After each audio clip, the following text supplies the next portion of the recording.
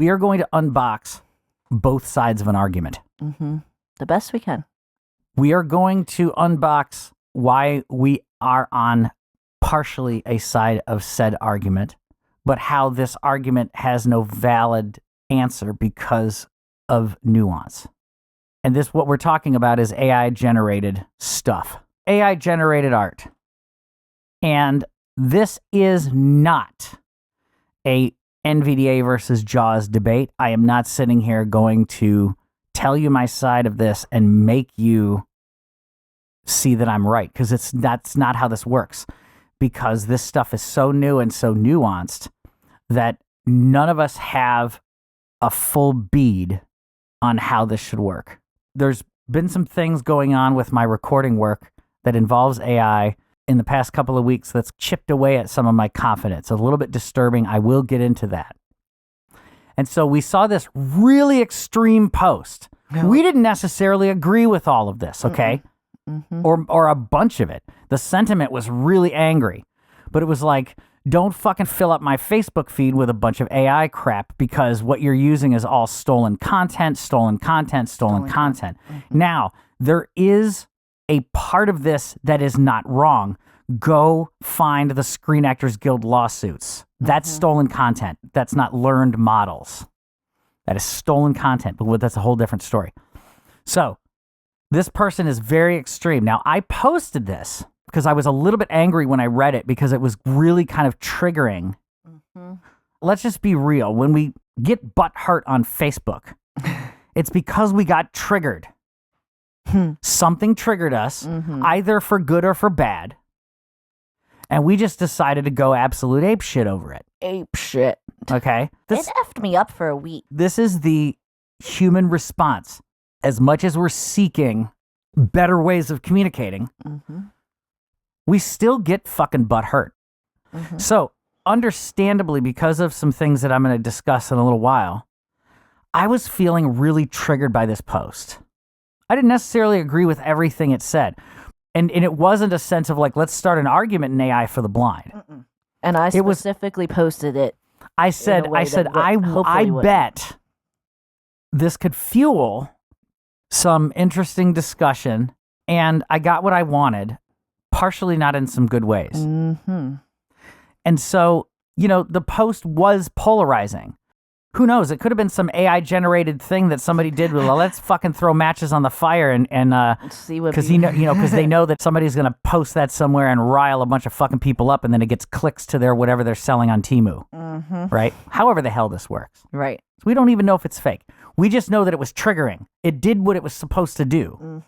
I posted it to my Facebook feed, and I explained. I said, "This is partially why I can't raise some of my recording rates." Again, I'm teasing a thing. I think my mistake in this post was that I was less communicative about the fact that there was a bunch of this I didn't necessarily agree with, and there was a bunch of AI stuff I support. I did make a comment like, look, what we do is we just sell the AI model of the entire Kevin Reeves album and let somebody make one, whatever they want Shine to sound like, okay? So, again, that's coming from a triggered, butt-hurt Kevin Reeves, when there were things about what like folks who were responding to me were saying in my post that I agreed with. They're like, yeah, but I mean, you could use AI to do this with your music and then this, and they're absolutely right. So hence why I come to you guys not having the deck talk versus double talk debate. This is not happening. What I want to do, though, is I want to unpack the things that got me a little bit further triggered on the AI for the blind thing, not because it was people who disagreed with something that we posted. So here's how I posted it on AI for blind in contrast to yours. I knew it was going to be triggering to people in that group because it's designed for AI people. So I posted it with the description of, I am not saying that this anyway reflects the people in this space, but here's essentially some food for thought, and go. So admittedly, I did like wind up the machine and point it in a direction. But let me just say, it wasn't wound up in a sense of you get butt hurt and go on AI for the Blind and say, yeah, this is totally true because what you guys are fucking doing is crazy and fucking fuck. Right, exactly. Right? I would never because do that. we're not going to do that. That's not how this works. However, we did know and we're intentional about that. This is one of those. But what it does, really close to the line. What it does though, it's discussion that's somehow got to happen. We do need to have it. So there were a lot of responses to this. Mm-hmm. And what I want to unpack on the side of this discussion, the spectrum, I'm coming at this from the side of somebody who writes music, plays music, makes things. I'm an artist. Like, I'm not an artist in the pretentious sense that it's like, I'm an artist and I just feel the world. Everyone who does a thing that is creative where something did not exist that now does. You're a quilter. Mm-hmm. You make music, you make videos, you make promos for people's stuff, you write whatever it is. You are making things, you write code. There is an art form to code. We all know this to be true, and these people are they take a lot of pride in the art form of code. Mm-hmm. So everything in itself can be viewed as an art form. So this is from the perspective of somebody who makes a thing. And what I think was really telling was there were some really, really hurtful accusations and indictments about the motives of people who make things. Mm-hmm. Because ever since I started asserting myself in the community as a guy who first had a single that was played on podcasts and then eventually a record, and we did, certain things to promote things. Mm-hmm. There are a couple of really unfair parameters that get placed on us, and especially in the blind community because there's other baggage involved in this. So here's the assumptions that have been made about what I do really since 2005 and 2006, and this completely connects to what we're talking about. A, I'm doing this because I somehow want to be some kind of fucking pop icon. What? I make records that you wouldn't necessarily play on radio. Mm-hmm. Okay? So number one, I am somehow trying to be some fucking star. I wouldn't know rock star life if it fucking tap danced across my nose. I'm awkward. I'm like that weirdo fucking kumbaya philosopher guy that walks around and because I'm thinking about all this weird shit. It's literally who I am.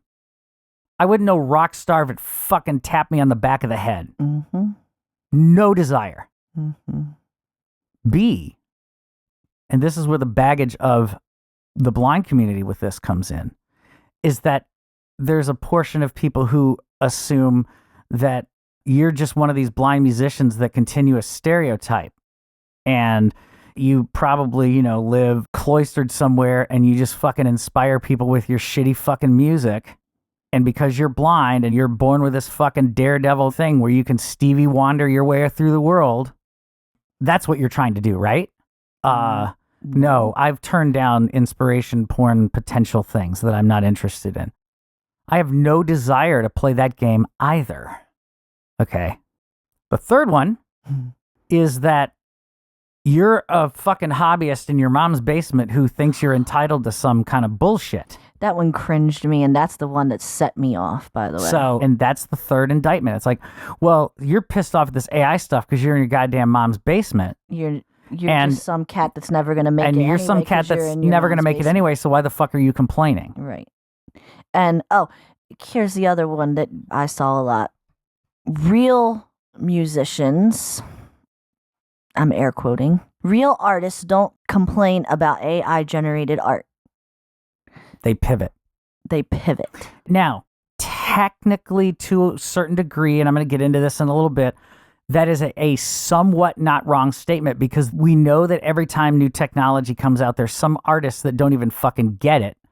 And now they're just going to bitch, and they're like millionaires, right? Mm-hmm. And they're going to bitch about a thing that actually is not necessarily hurting their business, okay? Mm-hmm. But then you have others, like the Screen Actors Guild, that had to file a lawsuit because these folks were deciding not to hire extras anymore, and they were just going to take this footage from other films and turn it into a model, but those caricatures now were going to be used from people who were being hired. This is not like, oh, we just found some models online and we're using them. These were extras and actors and folks who were literally being digitized, and they were knowing about it. And this was going to allow these Hollywood spaces to lower their budgets. So this is sort of an untrue statement as well, because there are people that are genuinely fighting for a certain sect of the entertainment space that could really be threatened. Mm-hmm. Understand that all this new tech is not going to completely eliminate something right now, and it's going to be a chain of events that turns everybody fucking crazy and get off my lawn. But this is saying, if you think about the ecosystem of how some of this works, there is a sense of erosion that is going to potentially occur that is destructive. And it's not just eroded that it's like, oh, well, we hired some guy on Fiverr. Eroded in a way that like, oh, your facial expressions from the last things that we hired you for are now going to be used as models without your consent. There's a sense of maniacal arrogance about that. I think society generally, and this is a big brushstroke here, so bear with me. I think the general consensus of what an artist is somebody that is known. But what this statement is hurting is, and what I actually sort of wrote back in this comment conversation is, you are not considering what a professional musician is. A professional musician is somebody like Kev, or somebody who, let's admit it, may be in their basement somewhere, recording, writing, doing something that gets passed on to powers that be and distributed to these artists. It's huge in, for example, the country music world. It's probably just as huge in other genres and things, but I know it to be true because I've watched back in the day the CMAs or whatever, and when the song of the year comes up for the thing, it's not necessarily Garth Brooks, for example, that's coming up onto that stage to get the award. Or if it is, it's him and the other writers and producers that we will most likely never remember their names. Yep. So as somebody who lived in Nashville, the way that ecosystem worked is that you'd have writers. They're going around all over the place. They're going to pitch sessions. They're co-writing everywhere. They're trying to get in contact with publishers and song pluggers. And these guys probably can't sing a lick. Some of them probably. But they've got a really great idea. So they go out and they pitch that idea to someone with a demo of them potentially not being able to sing a lick, or they go and hire some folks to make a demo. And then that ends up somewhere with Garth Brooks or something, right? So there's like this ecosystem of writing. And so that's what she's getting at, is that somebody who is doing this and may be concerned, whether it's founded or not, but the people that are going to feel eroded by this are not just the guys that you think of when you think of somebody who says, yeah, man, I play music full time. I'm a musician. The unfortunate thing about most communities, anywhere where there's like enough cool kid energy to fucking choke a mule, what happens is the expectations get put on certain people, and then lack of expectations get put on others. So there's like the expectation of, well, everybody thinks you're really good, so you're probably just going to go be a fucking icon star or whatever. And then you've got the other guy who's just as valid. You know, maybe he makes really niche jazz fusion weird polka. Well, the community goes, you're not really going to be doing anything anyway with that shitty fucking music of yours. So you see the double standard that occurs depending on the person and the perception of that individual. And so what I saw that was really hurtful was that, yes, the idea that people are going to have to adapt and pivot and come up with some new ways of doing things, and to be okay with using some of this AI tech to aid their creative process. There's nothing wrong with this. I'm down. If I wasn't down, I wouldn't have told Derek Lane to make a Kevin Reeves bot and make him sing fucking rock and roll at McDonald's or any other ridiculous crap. They made a model of me, and I think it's great. I think it's fun. There's parts of this that are eroding some things, but we're not necessarily the guys that are saying, no, get the fuck out of my lawn, right? But what was probably the most hurtful out of all of this was this idea that to some people, making things doesn't matter. It was like equating the art that people put every fiber of their being into. People treat it like, well, people aren't really eating hamburgers anymore, so now maybe it's time for you to sell hot dogs. They're not wrong. If I was a guy who wrote metal and I tried to show up at a country pitch session trying to get them to pitch my metal song, and then I get butt hurt because they don't want my metal song, I'm literally trying to sell hamburgers to a hot dog stand, whatever it is, right? But what happens in a community where people who are not known and people who are very passionate and maybe very underserved in their confidence, and maybe they're just dealing with some crazy stuff, and then any kind of technology that comes up that starts to kind of erode somebody's thing. In 2006, it was the streaming thing, and I'll get into that. But we go, that's okay. I mean, you can just adapt. If you can't adapt, then fucking get out. It's like we're beating somebody for grieving the loss of their dog. You're literally beating someone for saying this thing that I've slaved over, raising and creating and loving on and nurturing, feels to me right now in my space where I'm at like it's being completely eroded. And then people go, they don't want hamburgers anymore, so you're okay. Again, hamburgers versus hot dogs. There's a part of that argument that is not wrong. Right. Musicians, writers, every one of us, we have a whole shit ton to benefit from all of the AI tools. Absolutely. But what happens is people who don't make things, or people who don't view what they make as an extension of them. Right.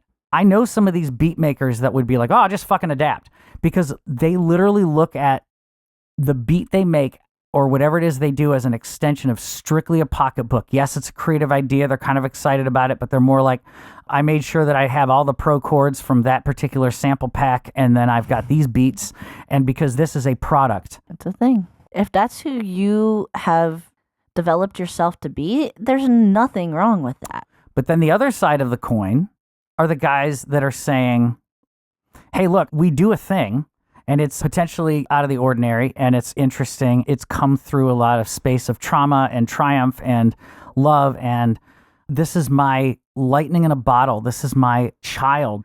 And if you don't make anything, there are just some folks who will never be empathetic to this, and they can't. They're just not wired to. They put on the music and be like, yo, that's a really good beat, and I bet that guy's making a lot of money. Unfortunately, like, this is a thing where there's this sense of disconnect of the emotions. This history repeats itself over and over and over again. We'll just start at the printing press. Oh yeah, we talked about that. There was this idea that you have the printing press, everybody can fucking print something, and now the intelligentsia is lost. So you'll see a hierarchy happen as we go through here. The intelligentsia is lost. We now don't have the one up over the population because now everybody can print stuff. With the printing press, we go to the idea of printing sheet music. Oh, sheet music, instrument, parlor, people hanging out. So nobody's going to need to go to concerts anymore. So that was the outcry. That was the fear. It's fear of the unknown. You don't know exactly how this is going to work, but guess what? Everybody goes to fucking concerts, and they always have. Ding, ding, ding, ding, ding. So essentially, you have this fear of erosion with the printing press and being able to print sheet music. We go to the player piano. The player piano was a thing now where you could buy these rolls that were done by Mr. Gershwin himself, and you could play it in your parlor. So now nobody even has to fucking touch a thing. They just turn on a dealie. And now the pins are going through the roll, and it's triggering a pre-recorded piece of mechanical music. So now the fear is, well, nobody's going to want to buy sheet music anymore. Nobody's going to want to go to concerts anymore. You see where this starts to stack up? Because now it's like, well, anybody can just go grab a roll and put it on their piano and play The Vatican Rag by Tom Lehrer. So we keep going, and now we've got radio. And what does radio erode? The people that are fearing erosion under radio is everybody. Mm-hmm. Well, wait a minute.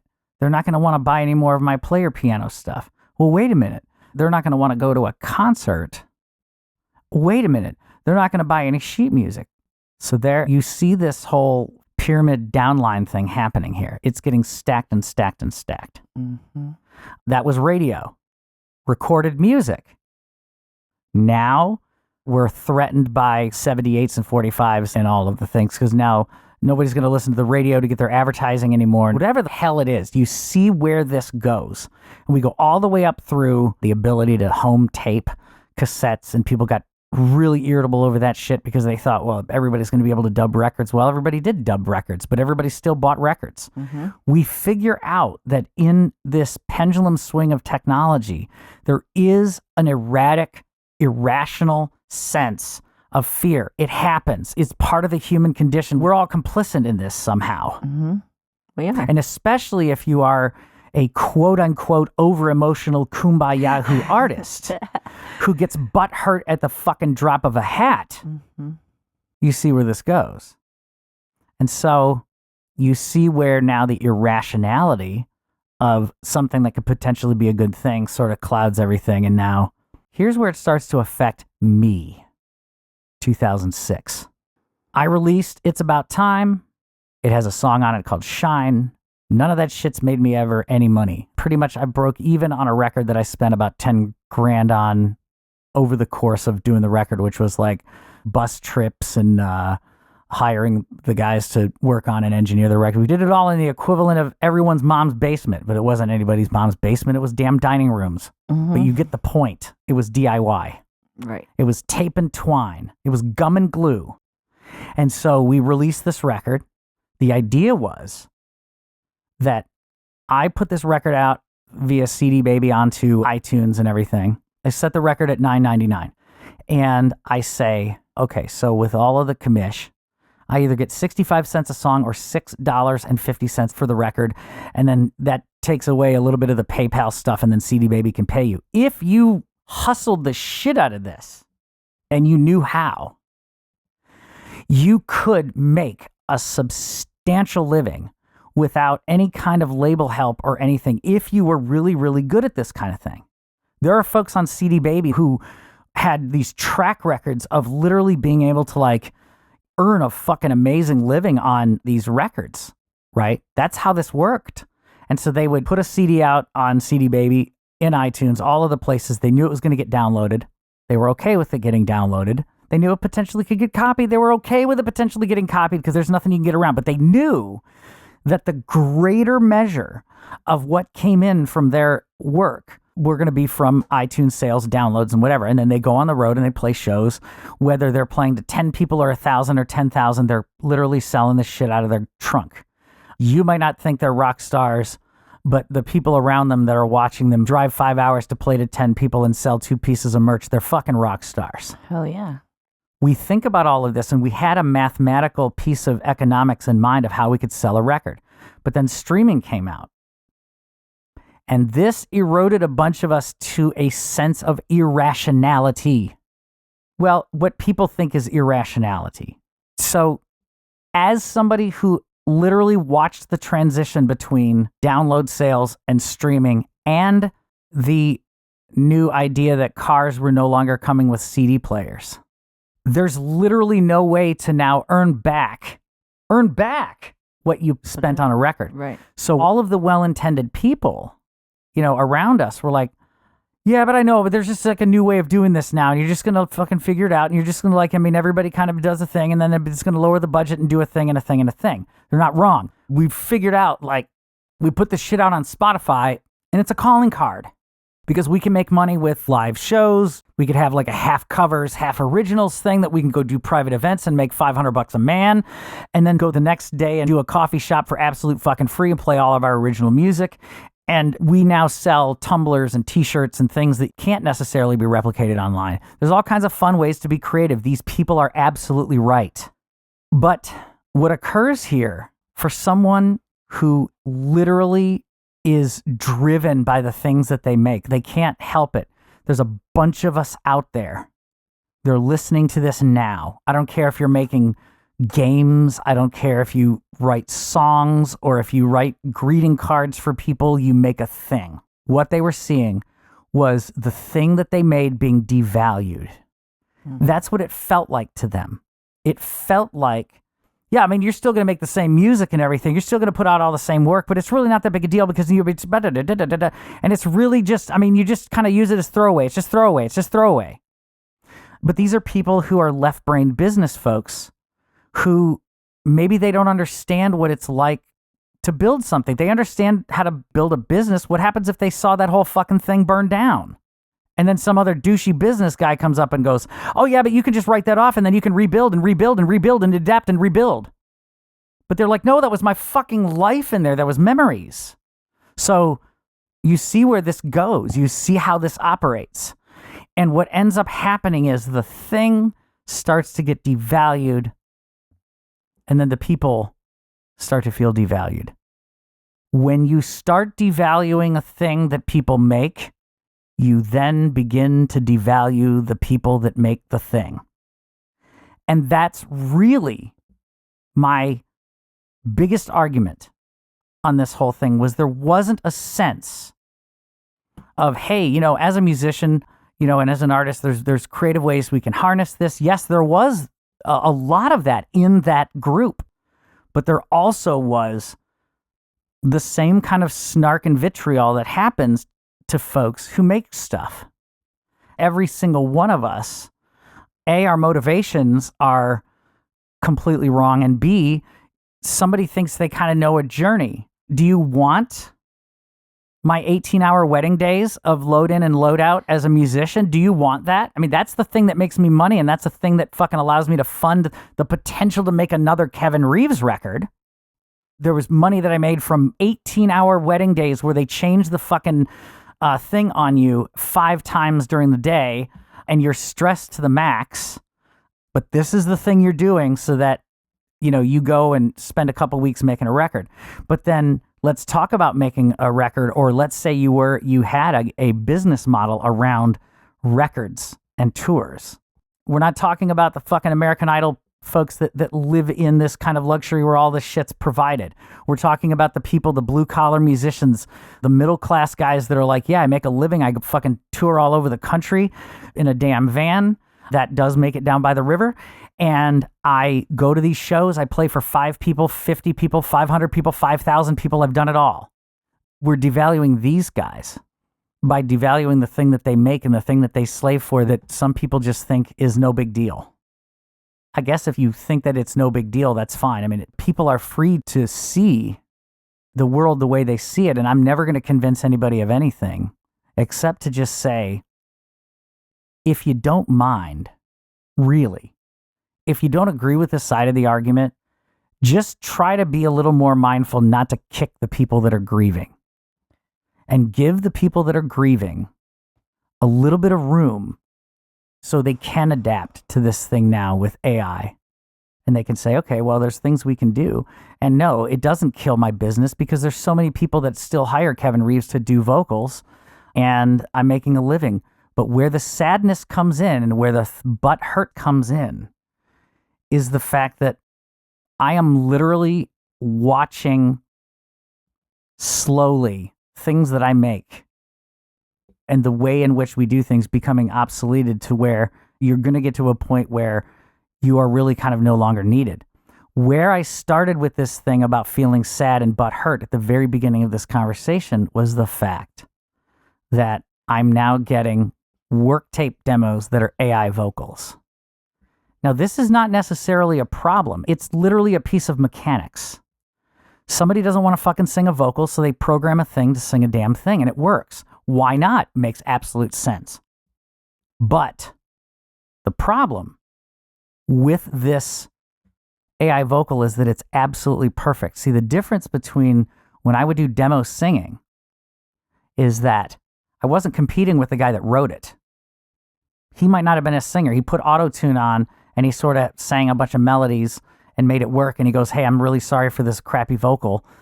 But see, I'm hearing that guy's intent, even in the completely pitchy moments of off notes and completely out of tune and out of time. There's intent there. And what I have to do is color in between the lines. And I've done this over and over and over again. And that's the type of work that I do for people. But now I'm getting pitch perfect vocals. And so the concern, irrational or not, is that you've got an AI vocal that you've been living with in a demo for about 2 months. You are now bringing in a human being to add passion to that. But the problem is when you live with something, potentially, you're looking for the human to replace the thing when they really can't if your intention is, I want it to be as perfect as this AI vocal. We are now no longer competing with ourselves, and we're no longer competing with the ability to like say, hey, you know, when I did this client a couple months ago with his other song, we had these kind of challenges and we fucking broke through those challenges, and let's see how it stretches us this time because these are some really weird lines or weird melody or something, whatever. That's where we were competing with ourselves. We were competing with the work. Now, we don't even know if we're competing now. Like, has the bar been eliminated? Is there really... Because if I get an AI vocal, and that AI vocal was imperfect, there was a lot of things wrong with it. I mean, because it's fucking AI. But the part of this is that we condition ourselves as human beings to try to eke as much slick perfection out of everything. So if that's the case, you will no longer want to hire potentially a human being to sing a thing because you're like, well, this is fine, right? And so while you are correct, because of the way we can advance AI to do things like, give me a 8-bar idea of a thing that I can just kind of take and turn into another song. But what devalues us is when people just kind of say, well, it's not a big deal anyway. Well, yes, it was. But see, here's what's even worse. You have a person who is incredibly passionate and excited about the thing they make. Whether they're going to make money on it or not, doesn't matter. I don't care. I'm not talking about potentially the quality of someone's art. I'm talking right now about the humanity of what that is to them. And when we start to continually go, yeah, but it's no big deal, and the guy is going, yes, it is, the conversation goes like this. Yeah, but it's no big deal. Yes, it is. Yeah, but it's no big deal. Yes, it is. Yeah, but it's no big deal. Yeah, maybe it isn't. That's the true crime. Hello. Hello. The funny thing that I've noticed about each generation of evolution making something easier for people that have gone before the current generation is that when the script flips, they're the first to whine about it. I'm not even making a jab at anybody in particular, except for one of our friends who was very silly on a group. And he was complaining that AI was taking away the ability for him to use his sampled instruments to do his work. Now, this, of course, kind of made me smile a little bit, because when I asked him, I'm like, well, why are you getting sampled instruments? Well, I can't get an orchestra mic'd up. I don't have... Oh. Yep. Interesting.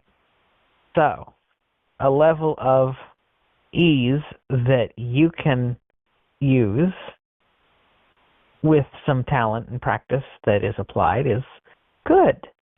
But something that is below you is bad. This is an absolute sense of cognitive dissonance that I'm also guilty of, because I'm a session player, play keyboards. And I do things that would potentially replace a guitar player. However, I am always an advocate and don't fucking replace people. Try to figure out how do we inject humanity into what we're doing, right? So all of that to say that you've got this whole idea of me being a session player, but then TuneTrack comes out with Easy Keys. And Easy Keys is a fucking look, mom, no hands, play it loop library of piano stuff. Well, okay. So you could be completely fucking irrational and go, because everybody has a loop, they're never going to hire a keyboard player again. Okay, that's not necessarily true.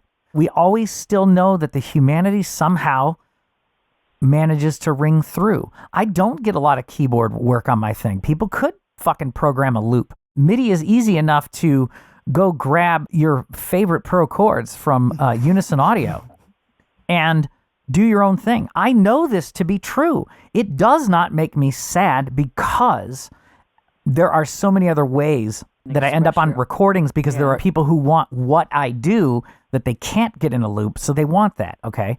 But I will tell you that I don't hardly get any keyboard work. And that's okay. That's what it is. I get a lot of vocal work because until now, we've never been able to really replace a vocal. We're not losing that.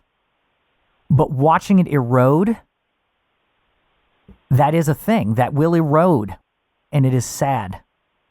And that's why I say, some of us are going to have to figure out, we're going to have to adapt, but we're also going to have to be given the space to grieve. There's no way around it. So I understand this because back in my day, I spent ages figuring out all these crazy ways to do noise reduction and get a level of restoration going that was way above what most people were using with the same tools. Well, you get something like DX Revive or Clear from Supertone or whatever, and just plop it on there and you're good. People don't need that from me anymore. But what I'm finding they do need is to know that A, that stuff exists, and B, what to listen for when it's going wrong. But here's the thing. The economics still exists that there's going to be an individual that's going to come to you and say, look, I have RX, okay? I don't really know how to use it, but I know sort of what it is. I ain't got the time, and I don't have the mental bandwidth. So RX the living shit out of this, and what are your rates, right? That shit will still exist. And, there are people out there that will, they're going to need something done, potentially, you know what I mean? And then it allows you as a guy doing creative noise reduction, it levels your thing up to where you can work a little faster. It's a rejiggering of the entire economics of how this works. Now, let's say a voice actor is really terrified because his voice can be cloned on 11 Labs and cloned perfectly. Yep. He's afraid he's not going to get any money as a result. What would happen if he got ahead of it and said, oh, well, I could go in the booth and check levels and I could blah, or I myself could use this and, of course, check it to make sure that it is indeed how I would express it and then just record the sentences that are out and have a book read and edited in less than a day. And some people are afraid, ironically, to do that. They're like, well, that's cheating. Well, okay, are you going to be cheated out of money? Or are you going to cheat in order to make money with nothing else but your own voice? That's yours. That's a God-given thing. This is why I've always been a fan of the Kevin bot that I eventually will be able to learn how to implement and use into some things, because let's take this idea of the level up of having an AI voice of yourself. Like, imagine being on vacation in a hotel with some shitty fucking acoustics, and you're like, I would never do this in my right mind.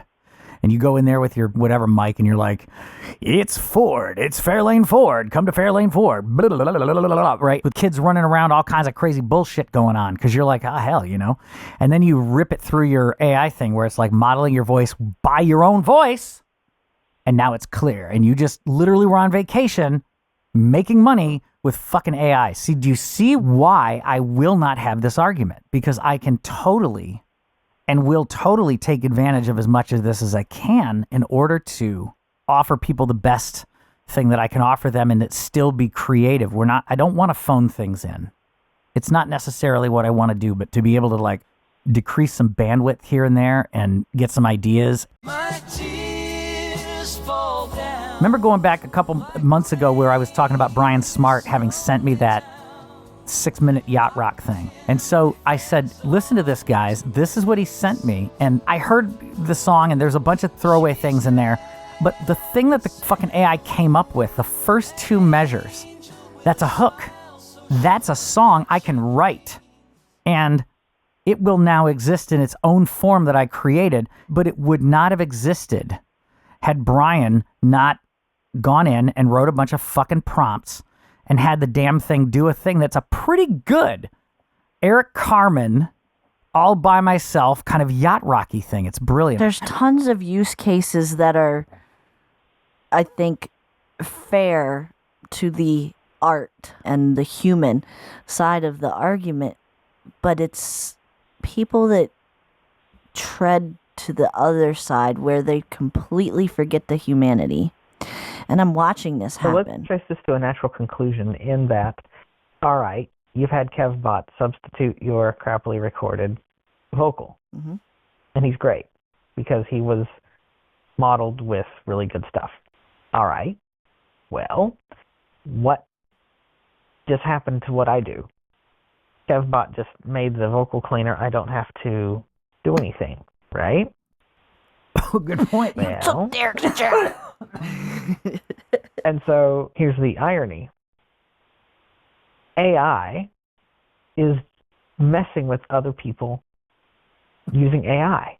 So I'll give you an example.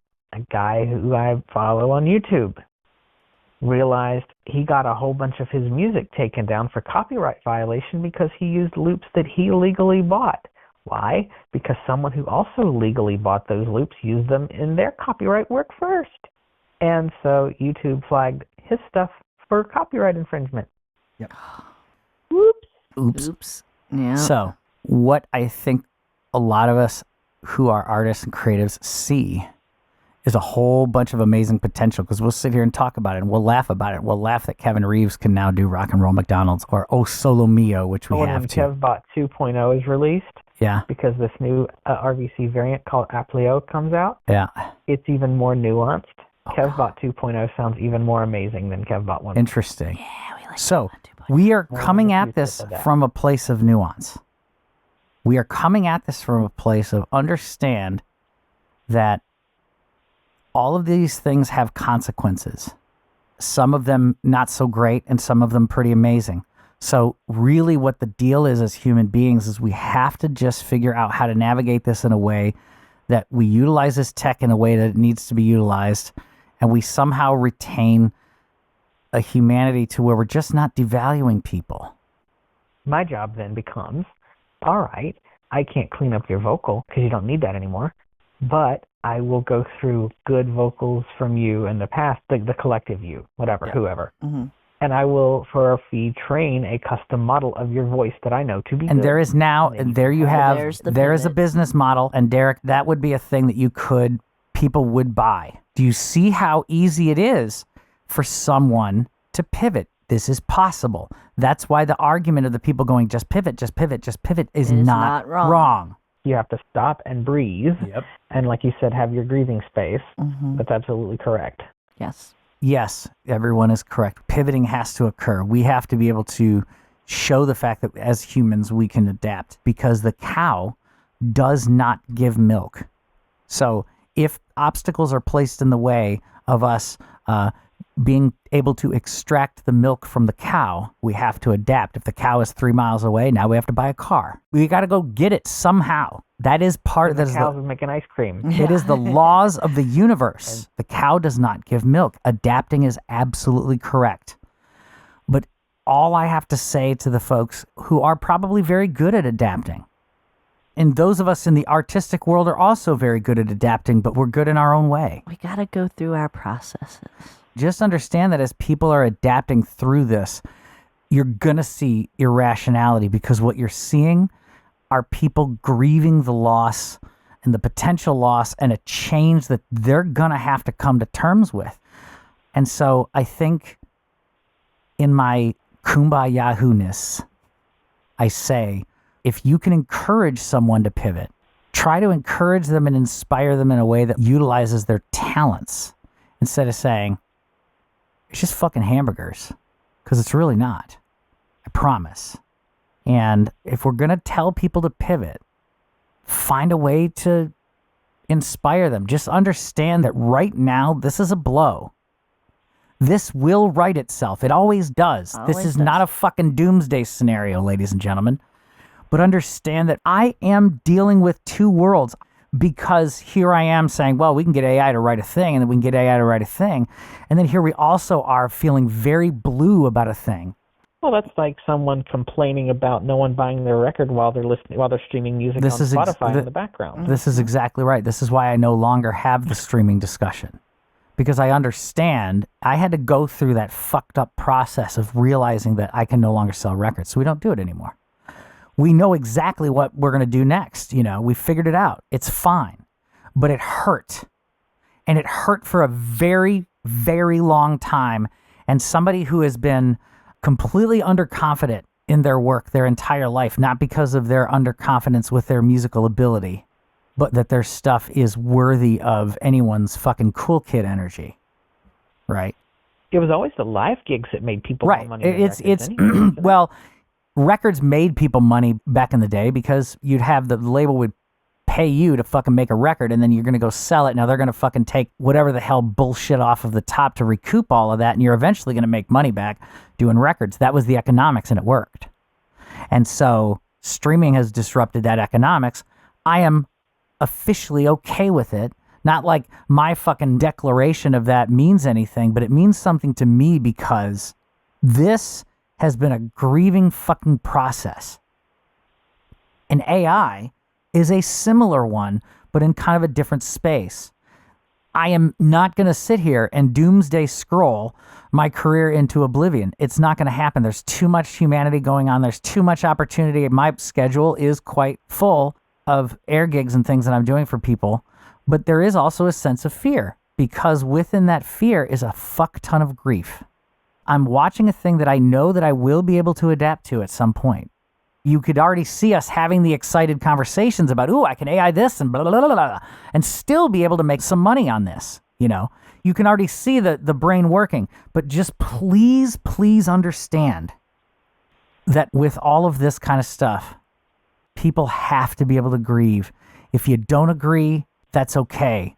But you're not selling out to yourself. Like, grieve, and that's cool, like you're talking about, but don't sell out to yourself. Like, I have to now continue my life feeling guilty because I have felt guilty for so long. Yes. I lived there for a very long time. All of this to say that we do need to figure out, and if there's some of us in the world who have not yet gotten to the point where they can figure out, I encourage them to figure out how to adapt our art and our creativity and our passion and our love to be able to utilize some of this technology. Absolutely. You want to hear this nonsense live? Then join us every Sunday night at 6 p.m. Eastern on HKCRadio.com.